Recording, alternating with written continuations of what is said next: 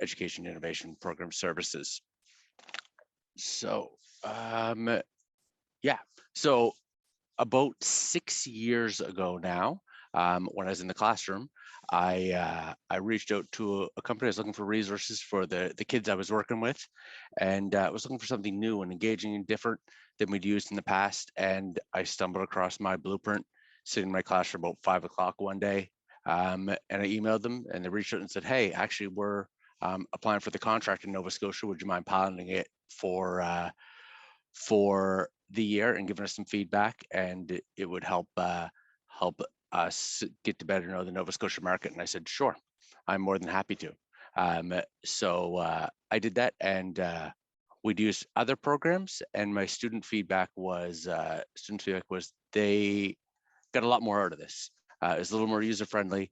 It was a little more engaging for them, and the feedback was really good. And that my grade 11 students use both. There was excellent feedback, which was great to see. Full time, I spent 11 years teaching the O2 program at CP Allen. Well, I thought I'd change that note. I'm a little over 5 years in my position now. And I piloted this again back in 2016. And my dad had two boys. That's on the right's my oldest one, who started primary this year. So he's awesome. So is the almost 2-year-old. He's a bit more of a hurricane, but yeah. So yeah, myBlueprint is an excellent program in my experience, working with students, working with teachers, working with regions, working with the Nova Scotia Work School liaisons as well. So who are they? They're a Canadian company. They were founded in 2005. It was an honors thesis project. Gil Silberstein started it as that with a couple other people, and ended up taking over the company when he left there. There's over 1 million users across Canada right now, which is pretty impressive in a country our size. And they listed as a comprehensive education and career life management program. The whole goal is to help students make informed choices, straight from where they're sitting all the way up through post-secondary. So what we're going to look at today is the Education Planner program, which is geared around grades 7 to 12. We do have a program as well called All About Me, which is being phased out over the next few years in favor of a program they call Spaces. But the All About Me is elementary aged. It's really portfolio based. But we found our usage in there is still pretty low. Our usage increases as we go up in grades, and is still pretty low in the lower grades because it only starts in grade 4. Often the teachers have already and students have engaged with other programs that exist out there, so that switch isn't happening as frequently. So what's in it? There's self-assessment surveys. There's up-to-date LMI. They update it frequently. Resume cover letter builder. Post-secondary program information that they update the entrance requirements each year.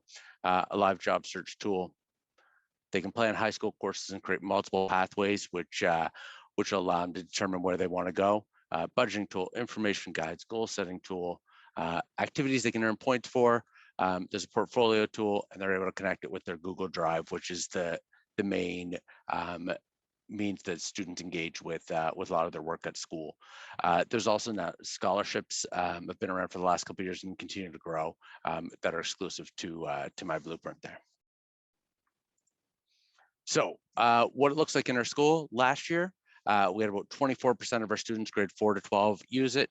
Again, that percentage grows significantly more as we get up in the higher grades, and it's much lower at those elementary grades. And even grade 7, it starts to kind of grow in grade 8 and 9. So we averaged a little over 6 logins per user. So far, we're at about 18% of the logins so far this year, for what we had in the total of last year, which is pretty good, especially considering big chunks of our province had no power for a week, and we're only we're barely 6 weeks into the school year, so or five and a half weeks into the school year, and it's about 3.4 logins per student so far. So the usage is pretty good. It'll continue to grow. It always does. We always have a bump again in the second semester of high school as well. As students start to do course selection, thinking about those next steps. Grade 9 start to do it as students go into courses like Citizenship 9 and other programs like that. It's now the program.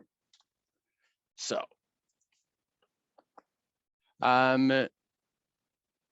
this is what would be a student view of the landing page. One of the really nice things about this program that I enjoy is everyone who signs up for the account gets a demo student view. At least students get their own student account, but families are able to sign up. Community members, they can join with a student if the student approves their account, and it allows them a demo student account, so they get access to the same information students would as well, and they're able to create and play around with this account in addition to seeing that student account of the student who's approved them as the viewer. Teachers can see all the students in their classes that they add, and one of the things that we've worked on and has made things a lot easier. We've auto-created accounts for students, so based on their GNSPES, their Google accounts they use in school anyway for everything. We've auto-created accounts. They just have to log in and validate the first time, and they're able to use single sign-on and access it. So there's no losing of passwords, needing to be reset, all that other stuff, which the first couple of years was a headache and a barrier for teachers getting engaged with it at times, because it's just one other thing that's getting in the way of the actual teaching. And we've removed that kind of barrier there. So now every student can access it pretty easily. And it's accessible anywhere. So on a cell phone, on a tablet, on a Chromebook, on a computer, at home, at the public library, at at school, wherever it's not limited where they can access it. And students don't need a teacher to log them in the first time. They can do it from their GNSPES landing page on the school, so students can access this without the school necessarily introducing it to them, as can families. They don't have to be approved to start using it. So that's a great tool, because I've worked with family members that younger cousins and stuff, nieces and nephews that have that didn't get introduced to it in school, and we were able to log them on and get them to start using it when they were thinking about post-secondary choices and career options and things like that. So landing page is pretty straightforward. Students log in. It'll look pretty similar to this. I'm in a demo school, so things are slightly different, but we'll just peruse down the left-hand side, and we'll be able to see what's there. So it starts with these Who Am I surveys. So each of these, we'll give them a report when they do them. They're all on the Likert scale, or they rank statements, depending on the type of survey, and it'll tell them, what their learning style is, what their personality is. So a Myers-Briggs type test, the Holland code type things there, and they'll have some information about what that says. If it's not accurate, they can always redo it at any point in time. And you can see I redid these 3 today. So they can be redone at any point in time, and they can get the results and see, when dealing with young people, sometimes they're going to rush through them, so the results may not be accurate. So they can redo them at any point in time. Once they do that, they'll get some match results. Because they're generic questions and not occupation specific questions, where they're listed isn't necessarily a rank of where they are. You'll see I have a few that have scores by them, and there's a 3 by that compatibility. There are compatibility surveys.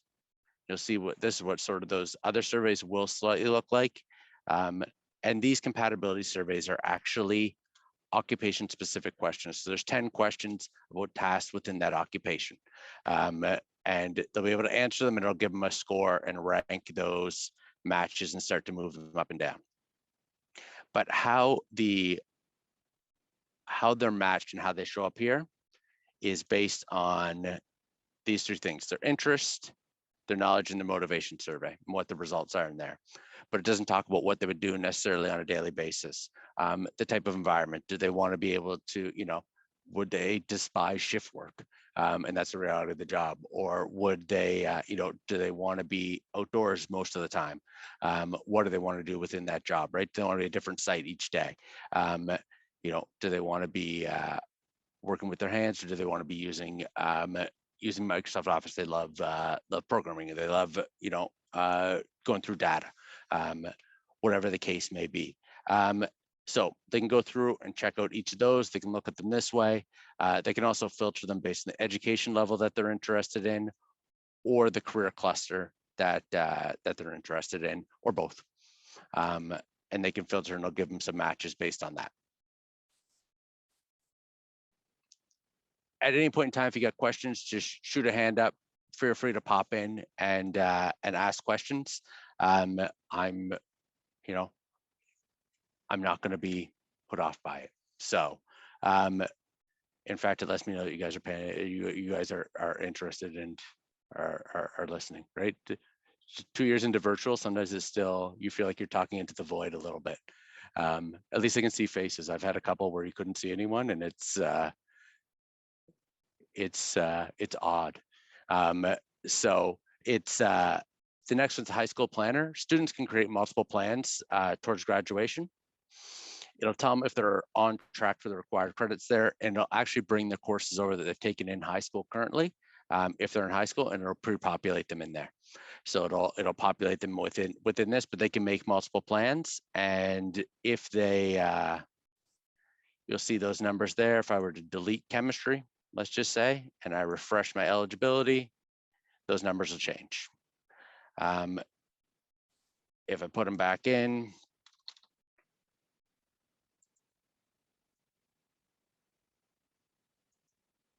see those numbers will change. So it'll tell them based on the courses that they've selected currently, what would be available to them potentially.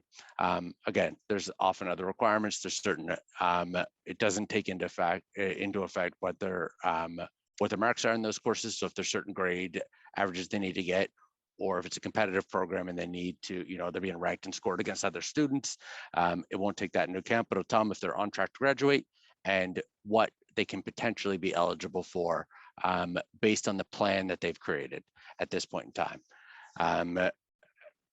So, if a student says, what's the difference between me taking math at work and academic math? What's going to be open or closed to me there if I take English communications versus academic English? If I take this science versus that science, or if I don't take a grade 12 science, what's gonna potentially be open or closed to me for there?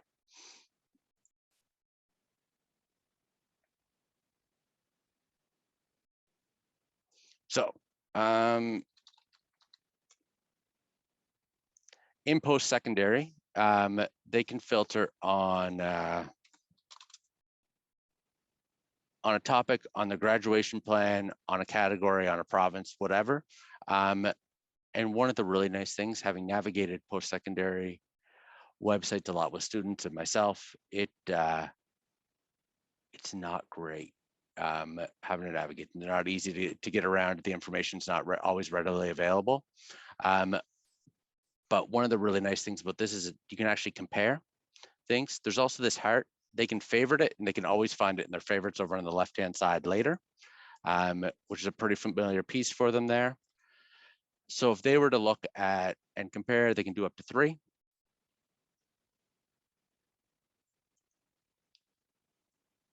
And we have some questions. How are students introduced to this? So that's a good question. It's at the school level. It really depends on, sometimes it's through school counselors, sometimes through courses, depending on the courses they're taking. It's still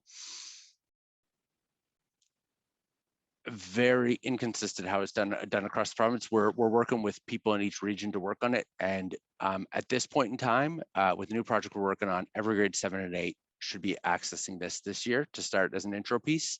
And so they'll have access to it at that point in time. We'll move along, but we've really encouraged schools as a basis for course selection to make informed choices to really introduce this. So students can, that high school planner, come make those plans, come and then talk to school council about the courses that they're taking, and move from there, so that they're not picking courses based on what the person sitting next to them is picking, but based on where they want to go and what they want to do, and they're being informed with that. So yeah, yes, it is. We'd like every single student to use it. When they're comparing the programs, they can compare up to 3. Gives a background about what the program's about. They can go directly to that website, tells them what the program length is, what the tuition is. And if I looked at a school out of province, it would tell me the out of province tuition as well. Yes, if you email me, I'll share my email later. We can get you a demo account. What the cost is, if there's a co-op option, is part-time an option? If they're international, what it may be, what a potential residence cost or other meal plans, things like that may be as well. You notice it says in province. If they looked at an out of province school, they'd be comparing that out of province tuition as well. They can view related occupations, it'll pop them out, and related programs, and it'll tell them the requirements. They can change their plan here if they want to see what may be missing. Just to give you an idea, if I went to this one that doesn't have much in it at all, see, they'll go gray for things that they don't have versus green. So they'll have those pieces there. They can go right to the academic website, the application website, to apply for it. From there, if they're interested. This disclaimer is always there that please carefully review all admission requirements to make sure they're up to date. For students looking at grade 9 or 10, things may have changed at that point in time. One of the other pieces that's missing is you look and St. of X and Dow say a minimum final grade of 70 is required in all prerequisite courses, and X is 65. We know the admissions requirements are in the high 90s for getting into nursing at this point in time. They're super competitive programs. So that piece isn't there because it's an unwritten piece, right? So that's where, still having those conversations, and especially with school counselors is really important, because they have some of that insight there, or talking to people from the school, because we don't want kids going through and thinking, I've got a 70 in all my courses, I'm going to be able to get into there, to only be disappointed because they're well down the list. It'll let them know if there's other things there. So the CASPER is pretty common test for health related programs at this point in time. So they'll have to sign up for things like that and start to do some research on those pieces there.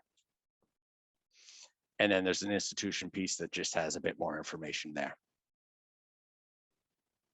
So they can look at them individually, they can favorite them, or they can look at them in the larger context as well. If they know they want to go out of province, they can look out of province too.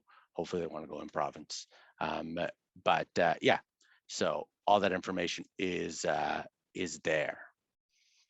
Really good resource. They update that pretty frequently.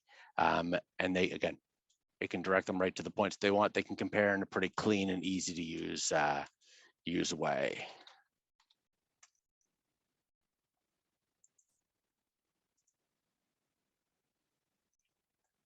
So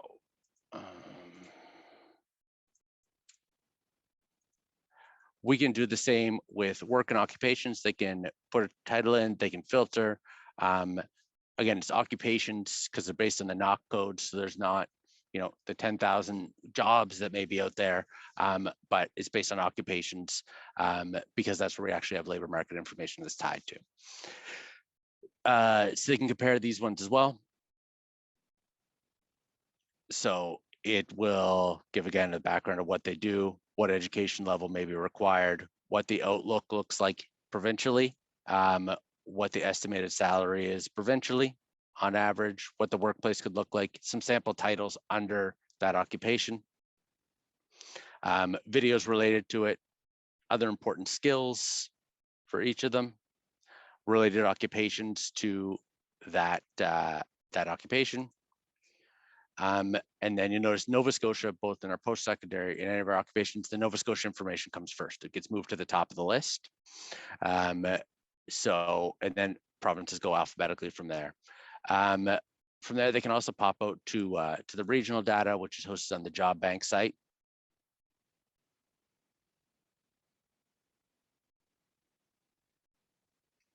Just moving a little slow because I'm sharing it on.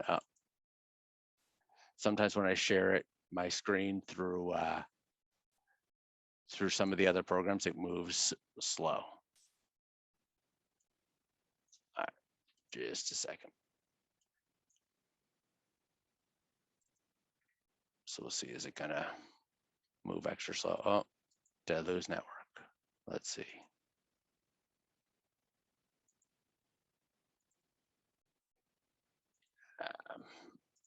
All right.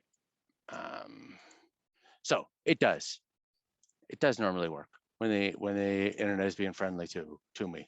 So they can pop out and they'll see, like, it'll tell you in the 5 regions of the province what the pay may be like, what how many people work part-time versus full-time, where different breakdowns of percentages that I'm sure if you've worked with LMI before, you're familiar with the job bank site, but it gives it a little bit more detail, and it can get a little closer to home for some of those students.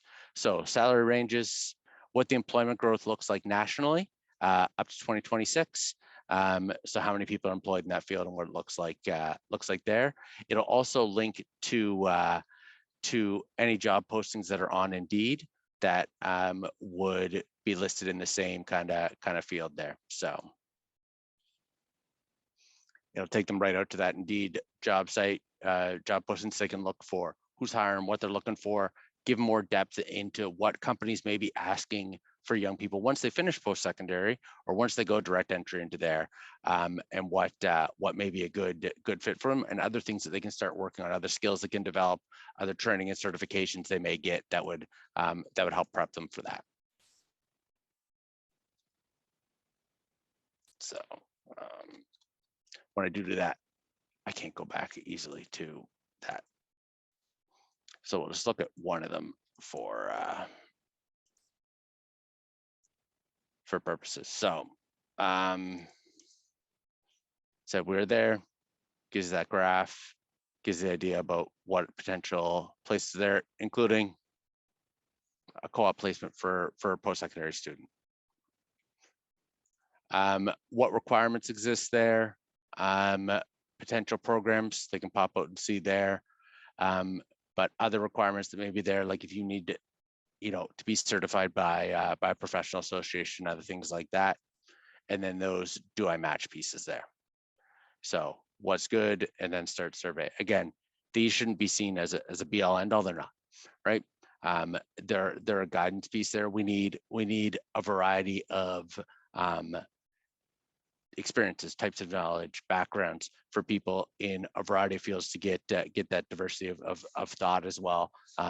The most successful companies don't have people who've all come through the exact same route, because then you get that that group think that doesn't lead to success. So we're about halfway through. Are there any questions? Because I've been talking for a while.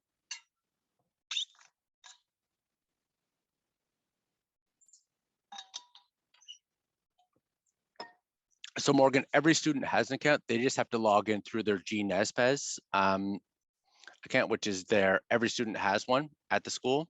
So they'll come to this landing page, and mine will have a whole lot more on it than theirs will. And there's a little myBlueprint logo, and they'll just have to sign in with their stuff the first time. They'll have to validate it that it's actually them. So just sign up. Mine's EECD, so it'll ask for that, but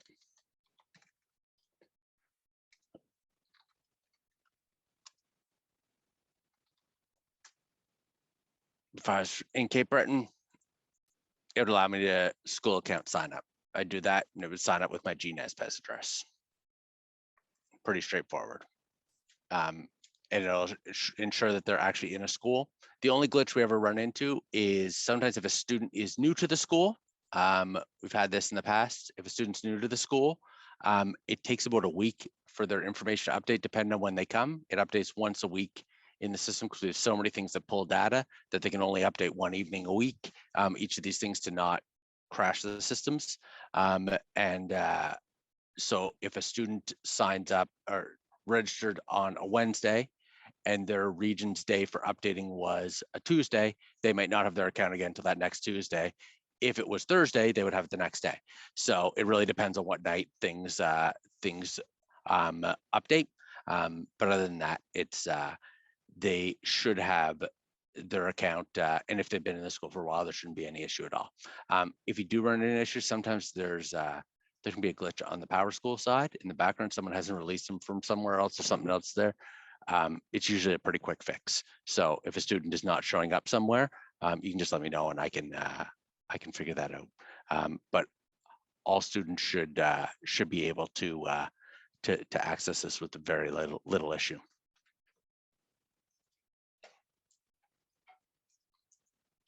All right.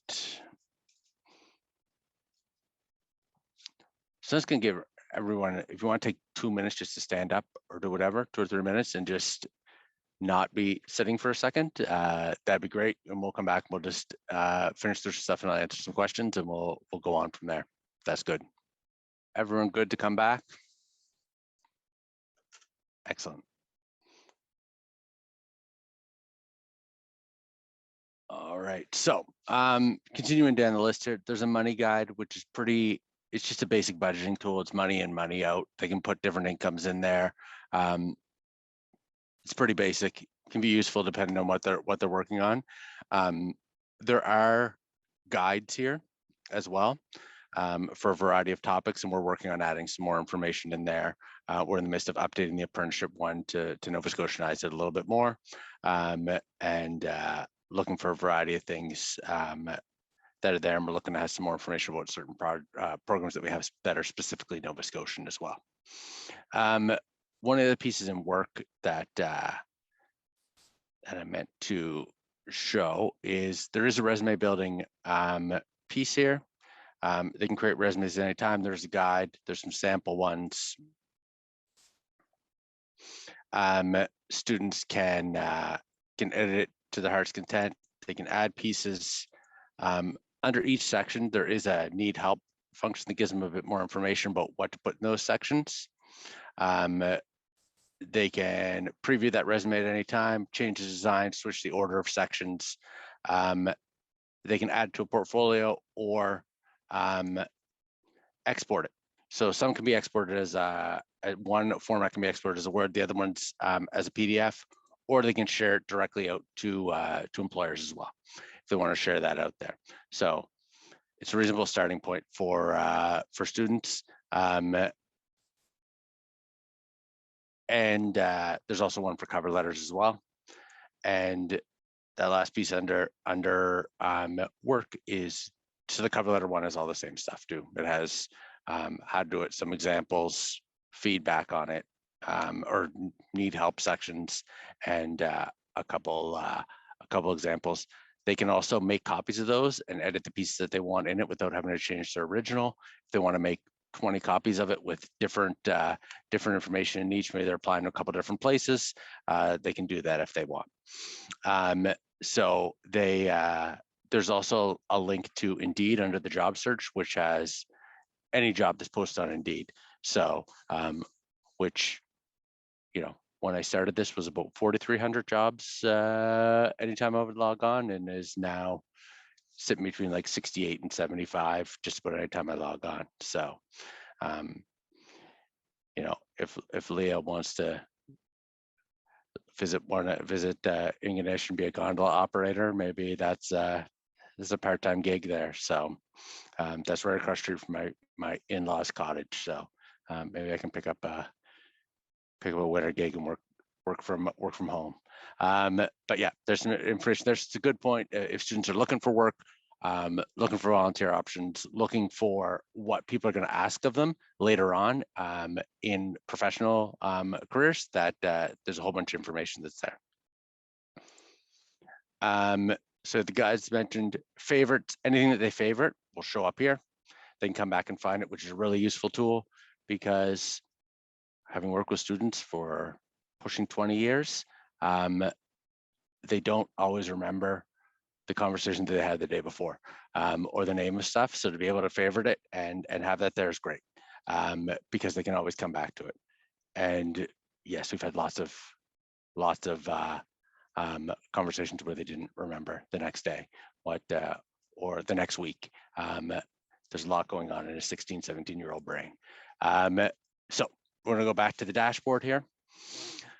You'll see this EPP tasks, and students get points for a variety of tasks that they'll engage in, and they'll actually be able to enter for prizes. So they'll be able to enter.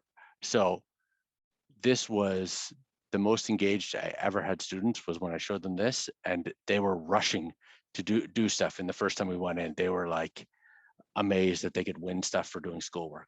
So they were super excited about that. And sometimes it's all that, all that they need is that little bit of motivation there, right? So they can collect points and do it. Scholarships can be found here as well. They have quite a few, like $500, $1,000, $1,500 scholarships that show up. Some require a portfolio or an essay as to why they need it. They're done. There's a couple of myBlueprint ones, and then some have been done in consultation with like Scotiabank or other entities as well.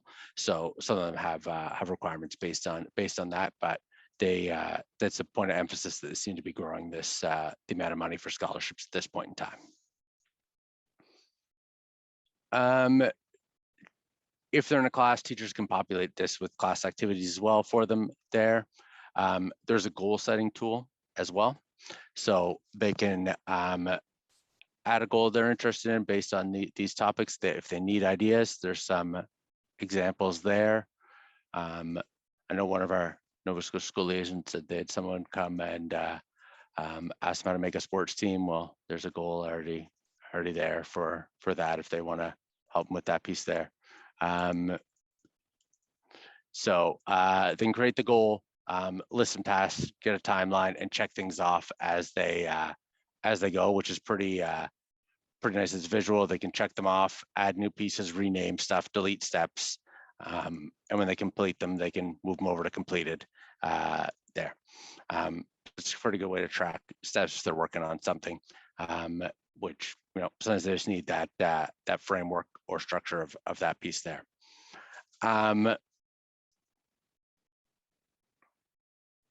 So there's students can create an unlimited number of portfolios in myBlueprint.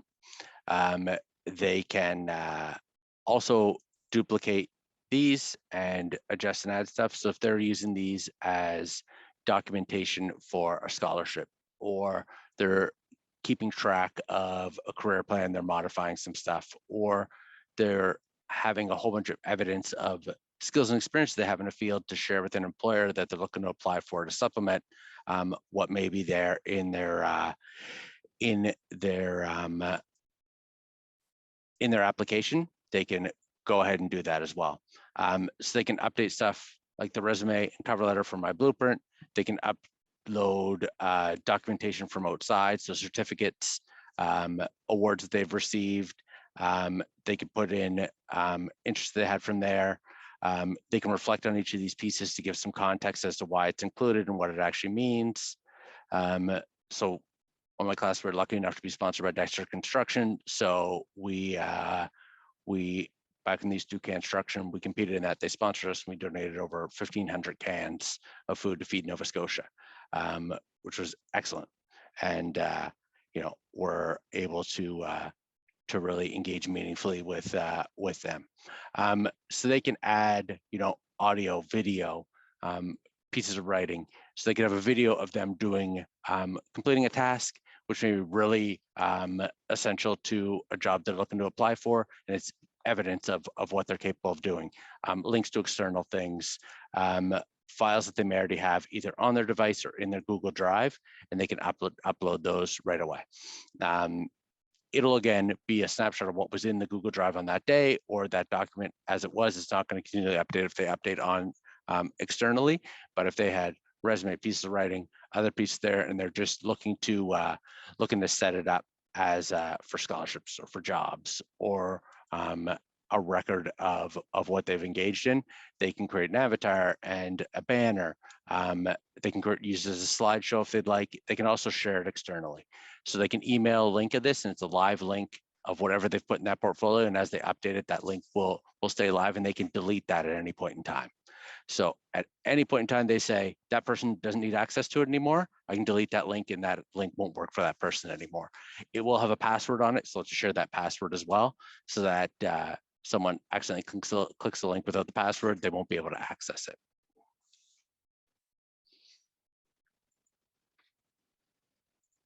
So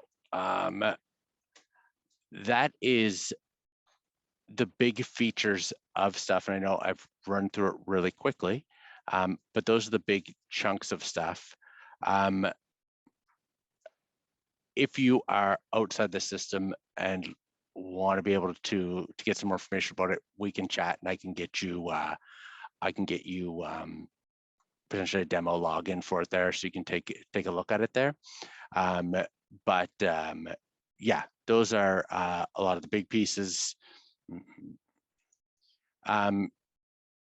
There is, just by going to that without even having to have an account yet, there is a myBlueprint/support, which is just off their main page, and there are videos that you can have on the education planner to tell you all sorts of different parts of stuff in the student account or family account. There's some pretty neat value-added webinars on a variety of topics related to youth, youth and post-secondary and career transitions. Yeah, so some really good resources there, which you don't need to be able to log in to access. And there's also, if anyone's working with kids and you want to do some exploratory stuff with it, there are some resources in here under resources where there's lesson plans or handouts or other pieces that are there that can talk about things like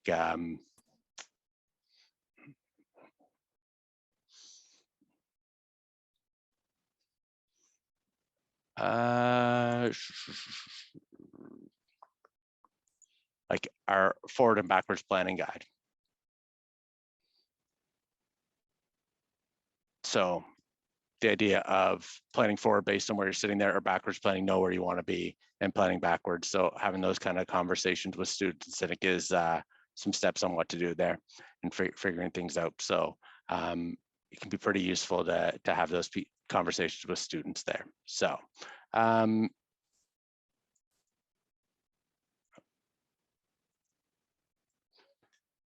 and again, depending on what you're doing, working with students, there may be some pieces that are really useful for you in there as well. So